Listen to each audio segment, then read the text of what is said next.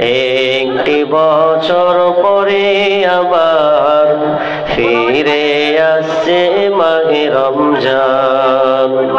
মুমিন হৃদয়ে পড়বে সারা, মুমিন হৃদয়ে পড়বে সারা, উঠল জেগে নতুন প্রাণ। একটি বছর পরে আবার ফিরে আসছে মাহে রমজান।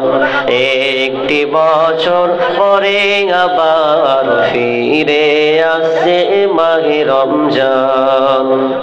আল্লাহ তাআলার তরে রোজা পালন করো হে গুনাহগার, নিজের হাতে দিবেন তিনি সিয়াম সাধনার পুরস্কার। আল্লাহ তাআলার তরে রোজা পালন করো হে গুনাহগার, নিজের হাতে দিবেন তিনি সিয়াম সাধনার পুরস্কার।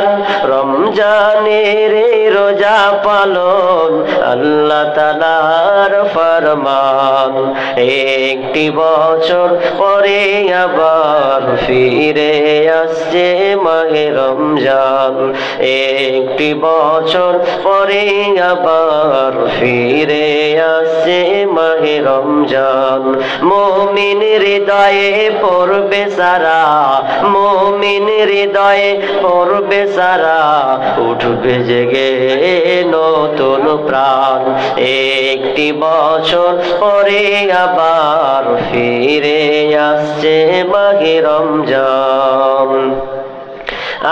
এই মাসেরই কভু সত্য পথে গর্ব জীবন, বিপদ আপদ থাকবে না যে ঠিক মতো হয় যদি রোজা পালন। রমজানেরই মাসে প্রভু সত্য পথে গর্ব জীবন, বিপদ আপদ থাকবে না যে ঠিক মতো হয় যদি রোজা পালন। রমজান সে তো ঢাল স্বরূপ, হৃদয়ে ভরিয়ে গাও তারি গান। একটি বছর পরে আবার ফিরে আসছে মাহে রমজান। একটি বছর পরে আবার ফিরে আসছে মাহে রমজান। মুমিন হৃদয়ে পড়বে সারা, মুমিন হৃদয়ে পড়বে সারা, উঠবে জেগে নতুন প্রাণ। একটি বছর পরে আবার ফিরে আসবে মাহে রমজান। একটি বছর পরে আবার ফিরে আসছে মাহে রমজান। আল্লাহ বলছেন, আমি তোমাদের উপরে রমজান মাসে রোজাকে ফরজ করলাম এবং তোমাদের উপরে রমজান মাসে রোজাকে ফরজ করিনি। পূর্ববর্তী যারা ছিল তাদের উপরে রমজান মাসের সিয়ামকে ফরজ করেছি। কেন করেছি রে? লাআল্লাকুম তাত্তাকুন, যাতে করে তোমরা মুত্তাকি হতে পারো। এবার চলেন, আপনি যে মুত্তাকি হবেন, আল্লাহ তাআলা আপনাকে মুত্তাকি বানাবেন, এই জন্য আল্লাহ তাআলা এই পরিকল্পনা সিয়ামটাকে ফরজ করেছেন। কারণ এই রমজান মাসটা কত গুরুত্বপূর্ণ শুনলেন। এই রমজান মাসটা এত গুরুত্বপূর্ণ, আল্লাহ সুবহানাহু ওয়া তাআলা বলেন, বিসমিল্লাহির রহমানির রহিম, শাহরু রমাদানাল্লাযী উনজিলা ফীহিল কুরআন। এই রমজান মাসটা এত গুরুত্বপূর্ণ যে এই মাসে কোরআনকে নাজিল করা হয়েছে। শুধু তাই নয়, এই রমজান মাসটা কত গুরুত্বপূর্ণ শুনেন। বিশ্বনবী বলছেন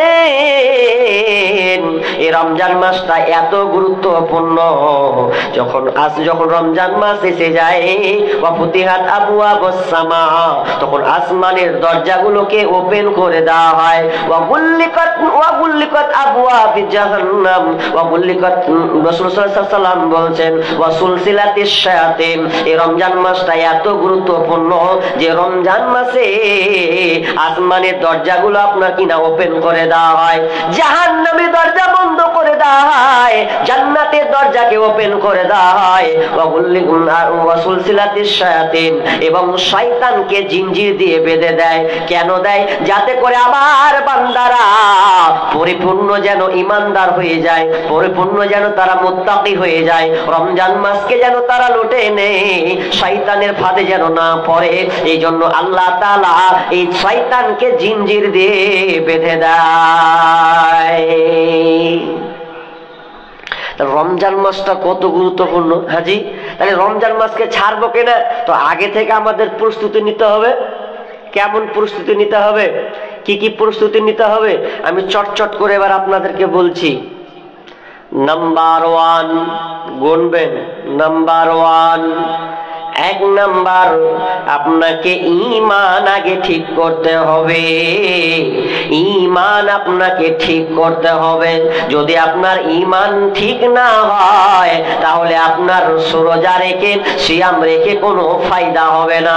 সিয়াম রেখে আপনি কোনো নেকি অর্জন করতে পারবেন না। 1 নাম্বার, প্রস্তুতি গ্রহণ করতে হবে। ঈমানটাকে আপনাকে শুদ্ধ করে নিতে হবে। কারণ আল্লাহ তাআলা বলছেন, ওয়া মা ইউমিনু আকসারুহুম বিল্লাহি ইল্লা ওয়া হুম মুশরিকুন। অধিকাংশ লোক ঈমান আনার পরেও মুশরিক হয়ে আছে। অনেক লোক আছে ঈমান এনেছে কিন্তু এরপরও সে মুশরিক হয়ে বসে আছে। তার মানে ঈমান তার নষ্ট হয়ে গেছে। 1 নাম্বার, আপনি রোজা রাখবেন তো, তাহলে 1 নাম্বার শর্ত আপনাকে প্রস্তুতি গ্রহণ করতে হবে কি, যে ঈমান আগে মজবুত করতে হবে। ঈমান যদি আপনার মজবুত না হয়, ঈমান যদি আপনি ঠিক না করতে পারেন, তাহলে আপনার রোজা রেখে একদম রাখাই হবে, আপনার সাহারি খাওয়াই হবে, কোনো আপনার ফায়দা হবে না। তাহলে কেমন করে ঈমান? আমার ঈমান দুর্বল আছে নাকি? দেখেন আপনাদের ঈমান দুর্বল আছে কিনা। ঈমান পরিপূর্ণ আপনাকে হতে হবে, তাহলে আপনার ঠিক আছে। আচ্ছা দেখেন, আমার বডি, এই যে ভাই, এই যে আমার বডি, আমি একটা মানুষ, তাই তো? আমি কথা বলতে পারছি, হাত নড়ছে, পা নড়ছে, মুখ নড়াচ্ছি, আমার কথা আপনারা বুঝতে পারছেন। আচ্ছা, এটা কেন করতে পারছি? আমার ভেতরে একটা রূহ, আত্মা আছে, তাই তো? আত্মা আছে বলে আমি সব নড়াচড়া করতে পারছি। ভালো করে বুঝুন, ঈমান কত গুরুত্বপূর্ণ জিনিস। খুব মজা খালি আলোচনা শুনলে হবে না। সামনে রমজান মাস আসছে, এখন থেকে আমাকে প্রস্তুতি গ্রহণ করতে হবে, নেকি আমাকে লুটে নিতে হবে। এখন আপনি মানুষ, আমি কথা বলছি, অনেক মানুষকে দেখবেন দুনিয়া ছেড়ে চলে যায়, দুনিয়া ছেড়ে চলে যায়। আপনার বাপ মারা গেছে, আপনার বাপ লাশ হয়ে শুয়ে আছে, আর আপনি কান্না করছেন, আব্বা মরে গেল, আব্বা আমাদের ছেড়ে চলে গেল। আহারে, আব্বা কাকে আব্বা বলে ডাকবো? এখন আমি পাশে গিয়ে ওই ছেলেটাকে বলছিলাম, কি হয়েছে রে ভাই? বলছে আব্বা মরে গেছে, আব্বা চলে গেছে। আমি বললাম, তোমার আব্বা কই চলে গেছে? তোমার আব্বা তো আমার চোখের সামনে আছে, শুয়ে আছে, তোমার আব্বা তো সব কিছু মজুদ আছে। কি হয়েছে? তোমার আব্বা তো পালায়নি, তোমার আব্বা তো তোমাদের কাছে আছে। তার মানে ওটা আমরা বলি আব্বা চলে গেছেন, তার মানে আমার লাশ তো যায়নি, লাশ তো এখানে শুয়ে আছে। তার মানে রুহটা তার চলে গেছে। রুহটাই, আত্মাটা হচ্ছে তার আব্বা। আসলে বডিটা তার কোনো আব্বা নাই, বডির কোনো গুরুত্ব আপনার কিনা দাম নাই। বডির ততক্ষণ পর্যন্ত দাম থাকবে যতক্ষণ পর্যন্ত ওর মধ্যে রুহ কিংবা আত্মা থাকবে। আত্মা যদি বের হয়ে যায় তাহলে কেউ নড়াচড়া করতে পারবে? পারবে না। খাঁচার ভিতর ও চিন পাখি, পাখি কেমনে আসে যায়। খাঁচার ভিতর ও চিন পাখি, পাখি কেমনে আসে যায়। চিনতাম যদি পাখিরে মন, আমি বেরি দিতাম পাখির পায়। পাখি পাখি কেমনে আসে যায়, পাখি কেমনে আসে যায়। তার মানে আত্মা যতক্ষণ আছে তখন আপনি নড়াচড়া করবেন, কথা বলতে পারবেন, সব কিছু আপনার দ্বারা সম্ভব হবে। তার মানে ওই লোকটা নড়াচড়তে করতে পারে না, তার মানে ওর মধ্যে রূহ নাই, আত্মা নাই। কে মালাকুল মউত তার রূহটাকে কবজ করে নিয়ে চলে গেছে। ঠিক তেমনি ভাবে যদি আপনার ভিতরে ঈমান নামের পাঁচটা না থাকে বন্ধুরে, তাহলে আপনি এক মাস রোজা রেখে কষ্ট করে আপনার কোনো লাভ হবে না, আপনি নেকি পাবেন না যতক্ষণ পর্যন্ত আপনার ঈমান মজবুত না হবে। আর একটা আপনাকে উদাহরণ বলি, আমরা বাইক চালাই, সাইকেল চালাই, ভ্যান চালাই, রিক্সা চালাই, এগুলো আস্তে আস্তে এখন বিলুপ্তর পথে, তাই না জি? আস্তে আস্তে সব চলে যাচ্ছে এখন। তো ধরে নেন সাইকেল যদি আমরা চালাই, তো চালাতে গিয়ে এখন যদি সাইকেলে যদি লিক থাকে, লিক, একটা ছেলে 8 বছরের ছেলে সাইকেল লিক হয়ে গেছে, বুঝছেন তো? সাইকেলে লিক লয়, মাস্টারি করেছে বাড়িতে খানিকক্ষণ, ও যদি দেখছে তো পাম্প ঢুকে না, তো কি করেছে, ওই টিউটাকে নিয়ে একটু ফেড়ে মরলি করেছে, মরলি করে দেখছে তো একটু লিক আছে। তো আচ্ছা লিক আছে দে, বলছে জায়গা মেকার লিক, আর কি করবো, দোকানে যাব, দোকানে গিয়ে পাম্পারটা নিয়ে একদম ভরে দেবো। আচ্ছা বলুন তো, ওই ছেলেটা যদি সাইকেলটা নিয়ে যদি পাম্প করে, এই যদি পাম্প করে, আচ্ছা পাম্প করলে কি লিকটা, আচ্ছা হাওয়াটা ভেতরে ঢুকবে না বের হবে? হ্যাঁ, আচ্ছা 1 মাস ধরে যদি করে, সারা বছর করলেও বের হবে, কারণ মেন জায়গা তো লিক আছে। হ্যাঁ, লিক আছে। পোতা দাদু বলছে কি ব্যাপার, হ্যাঁ তুই পাম্প করে চলে যাচ্ছিস, যে পাম্প করে যাচ্ছিস, কইছে পাম্প করছি অনেকক্ষণ থেকে ঢুকছে না, দেখি তো। ওরে সুবহানাল্লাহ, লিক যে হয়ে আছে রে খাপা, লিক হয়ে আছে, ওটা আর পাম্প ঢুকে, তুই যত চেষ্টা কর, তুই তো ভেবে চুমিয়ে গেছিস। ঠিক তেমনি আপনার ঈমান যদি আপনি দিকে ঠিক না করেন, আর যদি আপনি রোজা দিয়ে 1 মাস ঠাটিয়া রোজা রেখেলেন, তাহলেও আল্লাহ নেকি দিবে না। আগে আগে ঈমান ঠিক করতে হবে। ঈমান কাকে বলা হয়? ঈমান 5টার উপরে পরিপূর্ণ আপনাকে ঈমান নিয়ে আসতে হবে। মান আমানা বিল্লাহি ওয়া বিল ইয়াউমিল আখিরি ওয়াল মালাইকাতি ওয়াল কিতাবি ওয়ান নাবিয়িন, এই 5টার উপরে আগে আপনাকে পরিপূর্ণ ঈমান নিয়ে আসতে হবে। মান আমানা বিল্লাহ, আল্লাহর উপরে পরিপূর্ণ ঈমান নিয়ে আসতে হবে। আপনি যেই কাজটা করবেন, এখন আপনি প্রস্তুতি নেন, আমি যেটাই করব আল্লাহ আমাকে দেখতে পায়, আমি আর এদিকে যাব না, ডান দিকে যাব না, হারামের দিকে যাব না, বেলাইনে আমি যাব না। আজ থেকে আমি প্রস্তুতি নিয়ে নিলাম, আমি আল্লাহর উপরে পরিপূর্ণ ঈমান নিয়ে আসলাম। ঈমান, আল্লাহর উপরে ঈমান কাকে বলা হয়? আপনার যত কিছু আবদার আছে, যত কিছু আপনার চাওয়া পাওয়া আছে, একমাত্র আপনি আল্লাহর উপরে ঈমান নিয়ে আসবেন, আল্লাহর কাছে আপনি চাইবেন, পৃথিবীর কারো আপনি দ্বারস্থ হবেন না। কিন্তু বর্তমানে দেখা যায় আপনি আল্লাহকে বিশ্বাস করেন, আল্লাহর উপরে ঈমান আনার পরেও আপনি গায়রুল্লাহর আপনি ঈমান নিয়ে আসেন, আপনি বুঝতে পারেননি আপনার ঈমানে পোকা লেগে আছে। আল্লাহ তাআলা বলছেন, ওয়া মা ইউমিনু আকসারুহুম বিল্লাহি ইল্লা ওয়া হুম মুশরিকুন, অধিকাংশ লোক, অনেক লোক আছে বলছে ঈমান এনেছি, আল্লাহ বলছেন না, তুই ঈমান নিয়ে আসনি, তুই ঈমান তোর মধ্যে নাই, তুই মুশরিক অবস্থায় এখনো রয়েছিস। কান লাগান, একটা গুরুত্বপূর্ণ একটা হাদিস আছে, ওটা বলবো। পরিপূর্ণ আল্লাহর উপরে ঈমান, আপনাদের ঈমান কেমন আছে একটু টেস্ট করব। টেস্ট কেমন টেস্ট? আচ্ছা আপনারা যত লোক এখানে আছেন ভালো করে বুঝবেন কথাটা, কিন্তু কি যে আমরা যা কিছু অভাব হয়, অভাব হতে গিয়ে আমরা কার উপরে বিশ্বাস রাখি? আল্লাহর উপরে। তো মিথ্যা কথা বলছেন না? ভালো করে দেখেন, এবার মিথ্যা কথা বের করছি আমি। আমরা বলছি আল্লাহর উপরে পরিপূর্ণ ঈমান, কিন্তু এখানে মিথ্যা কথা আমরা লুকিয়ে নিয়ে আসছি। মুখে অনেক সময় কথা বলেন, আসলে ভুল করেই বলি কি ঠিক করে বলি আল্লাহ জানে। অনেক সময় মানুষ বলে যে গাড়িটা যদি না আসতো না তো লোকটা নাই অ্যাক্সিডেন্ট হতো জি, এরকম কথা বলেন না? বলেন না? ডাক্তার ভালো হইলে এখন বেটাকে বাঁচিয়ে এলুন, এরকম কথা আছে না? নাই আছে। মানে এই কথাগুলো শিরক। তাহলে আপনি আল্লাহর উপরে নির্ভরশীল করেননি, আপনি কার খিটলেন? ডাক্তার কাছে ঠেললেন। অনেক খালা আছে এত বদমাসের বদমাস, ধুলিয়ানে গেছি হসপিটাল, তো দুই খালা বেডে বসে আছে, মানে বেড, রুগীর বেডগুলোতে বসে আছে। তা বলছে জানিস গে বুবু কি বলছে, এখন এই যে বর্তমান যে কবিরাজ গালা আছে, তো কবিরাজ গালাকেও আল্লাহ কইতে হবে। নওজুবিল্লাহ বলেন, বুঝতে পারেননি? বলছে কবিরাজ গালাকেও আল্লাহ, কেন গে? বলছে এই কবিরাজ গালাও দেখছি এখন ছেলে করে দিছে। মানে ওই যে দেখাতে যাচ্ছে ওর কোন খালা কর বহিন ওর বেটিকে, ওই যে বেটা বেটি করে দিচ্ছে, ওই লেগে কবিরাজকে আল্লাহ কইতে হবে। তো কত বড় নিম হারাম, কত একদম শিরকে ভরা কথা। অথচ সন্তানের মালিক কে? আল্লাহ। সন্তানের মালিক আল্লাহ।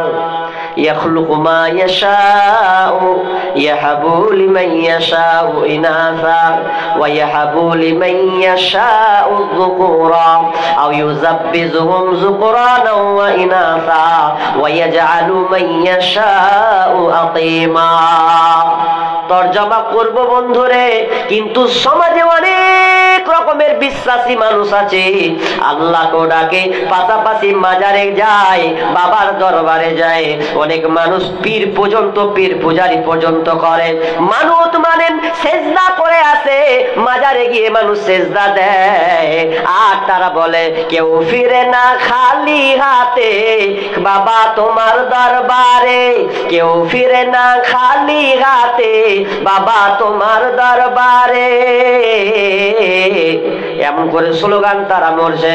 তার মানে বাবার দরবারে গেলে কেউ খালি হাতে ফিরে না।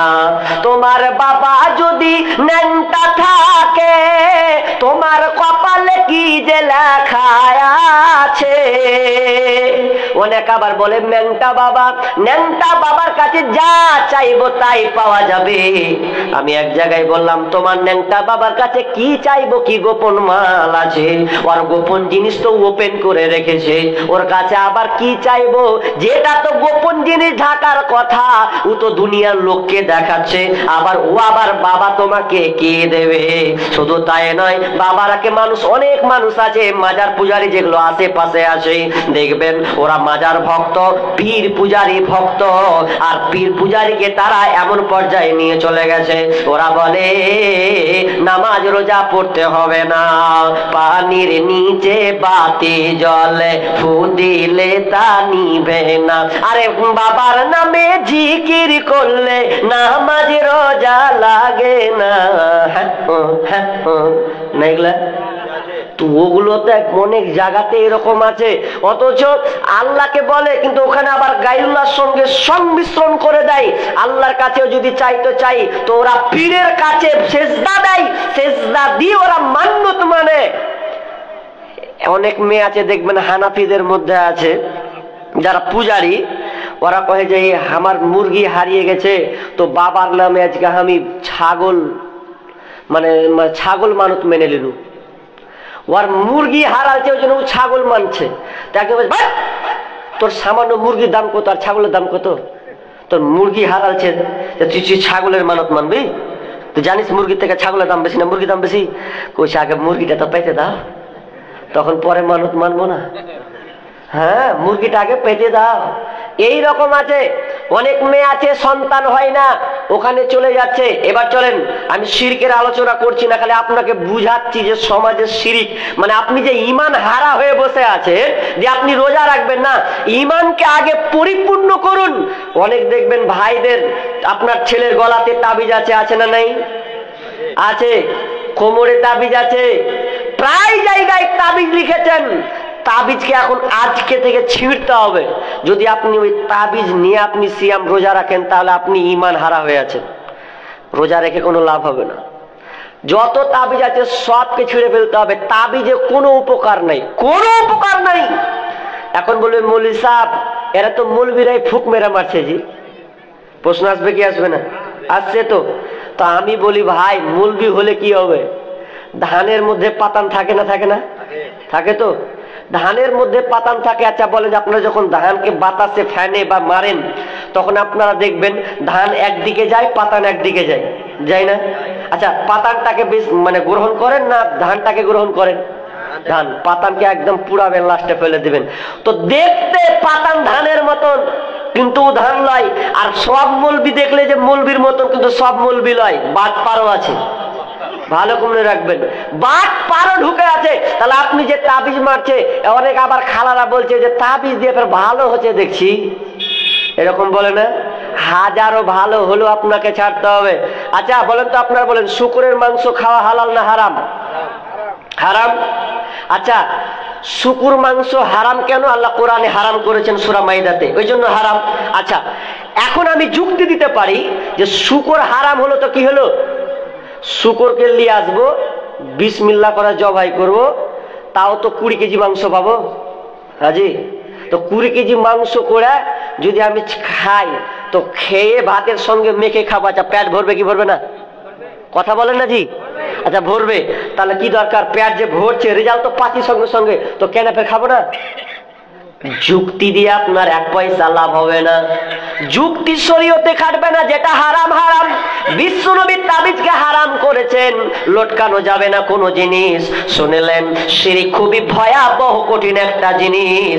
শিরিক, আপনি দুনিয়ার যত পাপ আছেন, আপনি পাপ করেও আল্লাহ যদি আপনাকে চাই তো আপনাকে জান্নাত দিয়ে দেবে। কিন্তু শিরিক এত ভয়াবহ পাপ, আল্লাহ তাআলা বলেছেন আমি শিরিককারীকে কোনোদিন ক্ষমা করব না। আবু জার রাদিয়াল্লাহু তাআলা আনহু বিশ্ব নবীর সঙ্গে আছেন, এমন সময় আল্লাহ রাসূল বলেন, আবু জার রে, তুমি এখানে থেকে যাও, আমি একটু সাইড থেকে আসছি। এবার বিশ্ব নবী আর হচ্ছেন, আর হওয়ার পর জিবরিল আমিন এসে বলছেন, জিবরিল আমিন আর আল্লাহর রাসূলের সঙ্গে একটা লোকালয়ে গল্প করছেন, আলোচনা করছেন।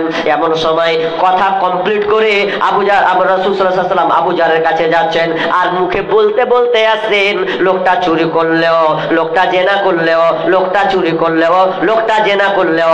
আবু জার বলছেন, ইয়া রাসূলুল্লাহ, আপনি কি বলছেন? লোকটা জেনা করলেও চুরি করলেও লোকটা জান্নাতে যাবে, জেনা করলেও জান্নাতে যাবে, চুরি করলেও লোকটা জান্নাতে যাবে।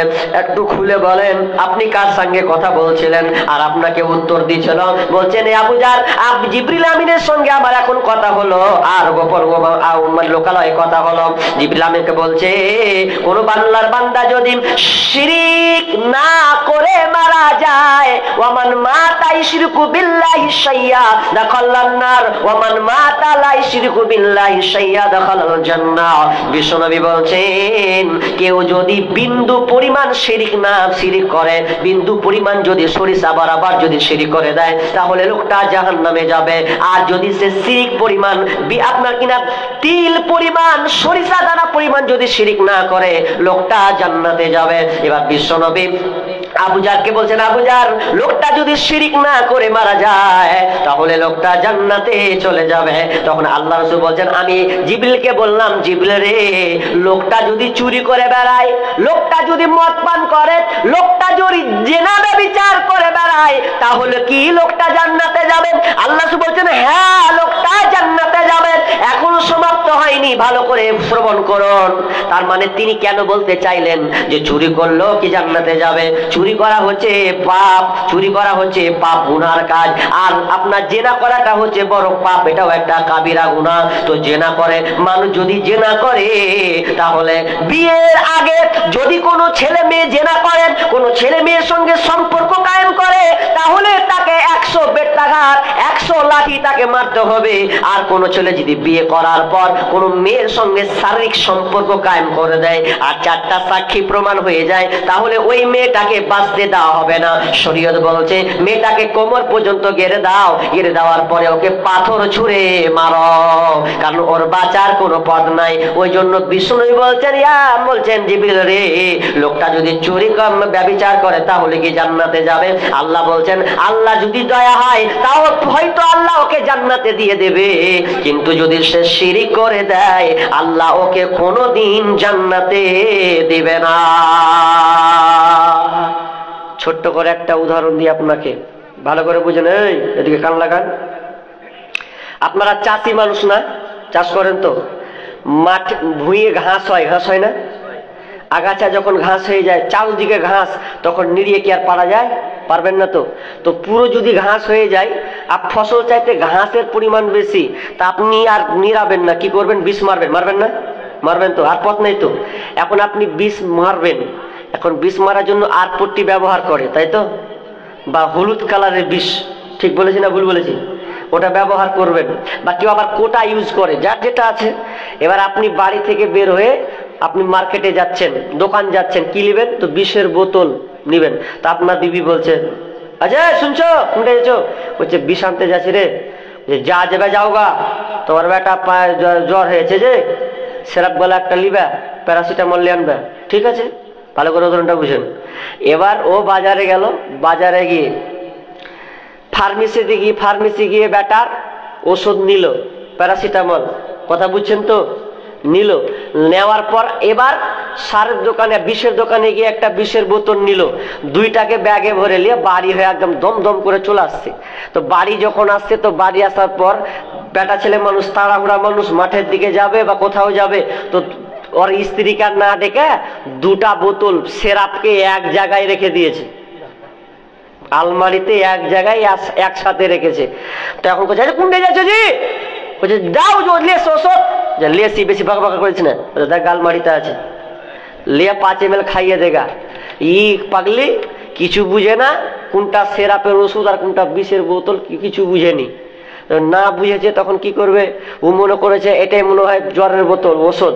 তো প্যারাসিটামল না ধরে বিষের বোতল ধরে লিয়া ঝিপি খুলে দিয়া 5 ml বেটাকে বিসমিল্লাহ করে খেলেছে, জ্বর ভালো হবে। আচ্ছা বলেন, আপনারাই বলেন, বেটা বাঁচবে না মরবে জি? মরবে। এখন বিসমিল্লাহ করে যদি বিষের বোতল আপনার বিষ খাওয়াই তো মরবে। আচ্ছা কেন মরবে? ভুল যে করতেছে ও, এটা তো নিজে থেকে খাওয়াইনি, ওটা জ্বরের ওষুধ মনে করে খাইয়ে দিয়েছে, তো কেন মরবে? তাও মরবে না, জেনে না চেনা হলে তো কিলো। কিন্তু শোনেন ভালো করে, কান লাগান। ওই মেয়েটা ভুল করে খাইয়েছে, এটা সে বুঝতে পারেনি, এর জন্য এরপরে মরবে। যদি আল্লাহ ওই বাচ্চার হায়াত রাখে তাহলে বেঁচে যেতে পারে, যদি আল্লাহ ওর হায়াত রাখে তো বেঁচে যেতে পারে।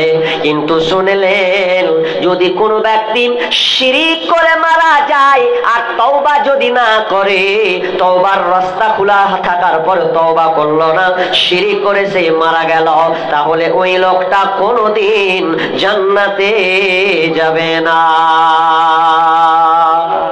শিরিক থেকে বাঁচার চেষ্টা করুন, আগে ইমান মজবুত করেন। ইমান, এই অনেক ছেলের হাতে দেখবেন আংটি আছে, নাই আংটি আছে, বিদেশে একদম লেবার খাটতে দিচ্ছে, কে কলকাতা, কে কেরালা, কে মুম্বাই, কে চেন্নাই, একদম 10টা 8 আবার কি বলে যে আংটি পরে আসছে। ওকে যদি বলছি যে আংটিটা কিসে, বলছে কেরামতি, কেরামতি আংটি। যে কি আংটি, কি হবে তোর আংটিতে? বলছে এটা আংটি এত পাওয়ার, বলছে টেরাকে আমাকে ধাক্কা মারতে পারবে না, আংটি ওকে বাঁচাবে। ওকে এটা বুঝিয়ে দিয়েছে যে আংটি পরে নাও, তো তোমাকে যখন গাড়ি অ্যাক্সিডেন্ট করবে তো তুমি উল্টা পড়বে না, সিধা গাড়ি উল্টা পড়ে যাবে। তা এইরকম বিশ্বাস করে অনেকে আংটি ব্যবহার করে। এরকম অনেক ছেলে আছে না, আংটির আপনার কোনো কাজ করতে পারে না, আংটি আপনার কোনো উপকার করতে পারে না। হ্যাঁ, তবে যদি আপনি সৌন্দর্যের জন্য যদি আপনি ইউজ করেন তাহলে আপনি ব্যবহার করেন, আংটি কোনো অসুবিধা নাই। কিন্তু আমরা অনেক সময় বিশ্বাস করে আংটি ব্যবহার করছি, চলবে না। অনেক লোক আছে দেখবেন, দোকান যখন দোকান খুলে দিয়ে বলছে, কেউ যদি প্রথমে বলে যে ভাই আমাকে 20 টাকা এটা দাও, তো টাকা নেই, পরে ধরে এখনি তোকে ধার দিয়ে দেবো, প্রথমে যদি ধার দিয়ে দেবো তো বাকি আমার 6 ঘন্টা খালি ধারে চলবে, লাভ হবে না। তো এই যে বিশ্বাসটুকু নিয়ে আসবে, এটাই শিরক হয়ে যাবে, এটাই শিরকের পর্যায়ে পড়ে যাবে। অনেক দেখবেন মুসলমানেরা আবার এটা শুরু করেছে, ইদানিং হিন্দুদের দেখা দেখি, ওরা ওদের ধর্ম ওরা পালন করুক, আমাদের আপত্তি নাই, আপনি কেন পালন করবেন? তো বলছে সন্ধ্যা যখন হচ্ছে তো ওরাও ধূপকাঠি ধরাচ্ছে, বলছে হিন্দুরা ধরাচ্ছে, বলছে এখানে নাকি বরকত আছে, ধরালে বরকত বাড়বে। আচ্ছা ধূপকাঠিতে কোনো বরকত আছে? এইরকম যদি কেউ বিশ্বাস করে তাহলে তার ঈমান গেল, থাকবে না। তাহলে আমরা কত এত ডুবে আছি তা লয়। দেখবেন ট্রাকের পিছনে অনেক দেখবেন জুতা ঝুলায়, কি ঝুলায় না? লরিতে জুতাটা কেন ঝুলায়? অ্যাক্সিডেন্ট হবে না তার জন্য। মানে ছিঁড়া জুতার পাওয়ার দেখেন, মানে ছিঁড়া জুতার পাওয়ার বলছে যে দিলে অ্যাক্সিডেন্ট হবে না। আচ্ছা, অ্যাক্সিডেন্ট দেওয়া না দেওয়ার মালিক কে? আল্লাহ। তো আপনি ছিঁড়া স্যান্ডেলের উপরে আপনি নির্ভরশীল হলেন কেন? জি না, এটা আপনাকে পরিপূর্ণ ঈমান আপনাকে নিয়ে আসতে হবে। আল্লাহর উপরে ঈমান, ওয়াল ইয়াউমিল আখির, আখিরাতের উপরে ঈমান, ওয়াল মালায়েকা, ফেরেশতার উপরে ঈমান নিয়ে আসতে হবে, ওয়াল কিতাব, কিতাব কোরআনের উপরে ঈমান নিয়ে আসতে হবে, ওয়ান নাবিয়িন, আর নবীদের উপরে ঈমান নিয়ে আসতে হবে। আর একটা ওয়াকদসার কদরি খায়রি ওয়া শাররিহি, আর ভালো মন্দের তাকদীরের উপরে আপনাকে ঈমান নিয়ে আসতে হবে। তাহলে এক নাম্বার, আপনি ঈমান যতক্ষণ পর্যন্ত পরিপূর্ণ নিয়ে আসবেন ততক্ষণ পর্যন্ত আপনার রোজা গ্রহণযোগ্য হবে না। এবার বিশ্বনবী বলছেন, রাবি হচ্ছেন আবু হুরায়রা, আল্লাহ বলছেন মান সামা রমাযানা ঈমানাও ওয়া ইহতিসাবা গুফিরা লাহু মা তাকদ্দামা মিন যামবি। বিশ্বনবী বলছেন মান সামা রমাযানা, যখন রমজান মাস আসে, যারা রমজান মাসে রোজা রাখবে দুইটা শর্ত তাকে গ্রহণ করতে হবে। মান সামা রমাযানা, তার মানে কি? একটা কি ঈমানাও ওয়া ইহতিসাবা, ঈমানাত ওয়া ইহতিসাবা, যদি এই দুইটার শর্ত মেনে চলে, গুফিরা লাহু মা তাকদ্দামা মিন যামবি, তাহলে আল্লাহ তাআলা তার পূর্বের যত গুনাহ আছে সমস্ত গুনাহকে আল্লাহ ক্ষমা করে দিবেন। আগের যত পাপ আল্লাহ ক্ষমা করে দিবেন, তবে শর্ত দুটাকে আপনাকে পরিপূর্ণ আগে মেনে নিতে হবে, তাহলে আপনার রোজা আল্লাহ কবুল করবেন। একটা কি? ঈমান। ঈমানকে সম্পূর্ণ মজবুত, কোনো পোকা লাগা হলে হবে না, একবারে নির্ভেজাল নিখুঁত ঈমান আপনাকে পরিপূর্ণ নিয়ে আসতে হবে। ওয়াহতিসাবা, এবং আপনাকে ইখলাস, নিয়ত আপনাকে ঠিক করতে হবে, ইখলাস নিয়ে আসতে হবে, সবের আশা রাখতে হবে যে আমার এই সব আমি এটা পাবো, এরকম আপনাকে ইয়াকিন রাখতে হবে, তাহলে আল্লাহ তাআলা আপনার রোজা কবুল করবেন। এক নাম্বার শর্ত হলো। নাম্বার দুই নম্বর শর্ত হচ্ছে আপনাকে নিয়ত ঠিক করতে হবে। আপনি যে রমজান মাসে রোজা রাখবেন, তো শুধু কি এক মাসের জন্য কি আপনি রাখবেন? যদি আপনি এরকম আপনার বিশ্বাস হয় যে রমজান মাস আসলো আর এক মাস রেখে দিলাম, দেখানি আপনার 30টা রেখে দিলাম, জোহর গেলাম আসর গেলাম না, 15 দিন তারাবি পড়লাম আর ঈশার নামাজ পড়লাম না, তার মানে আপনি 5 ওয়াক্ত নামাজ পড়লেন না। দেখানি যদি আপনি ইবাদত করেন, তো আল্লাহ তাআলা আপনার নিয়তে তো গালাত হয়ে আছে, তাহলে নিয়ত যদি আপনার ভুল হয়, তাহলে আল্লাহ তাআলা আপনার রোজাকে কবুল করবেন না। নাম্বার 2, নিয়ত ঠিক করতে হবে। নিয়ত কেমন? নিয়ত মসজিদে ঢুকে গেলে নাকি যে আল্লাহ 30টা রোজা রাখবো, ফের রোজ যখন একদম ঈদের নামাজ আসবে আর ফের পরের বছর দেখা যাবে জি, এরকম যদি করেন তাহলে আপনার 30 দিন রোজা রাখাই হলো, কোনো কাজে আসবে না। হ্যাঁ, তবে যদি আপনি এইরকম নিয়ত করেন যে আমি আজ থেকে প্রতিজ্ঞাবদ্ধ হয়ে গেলাম, আমি ইয়াকিন করে নিলাম, আমার চলার পথটাকে আমি নিয়ে নিলাম যে বাকি পূর্বে যা করেছি আল্লাহ না, আজ থেকে নিয়ত করলাম আজ থেকে আমি সঠিক পথে ফিরে যাব, তাহলে এইরকম যদি আপনি ইয়াকিন, বিশ্বাস, নিয়ত এইরকম রাখেন, তাহলে আল্লাহ তাআলা আপনার এই রোজাটাকে কবুল করবেন।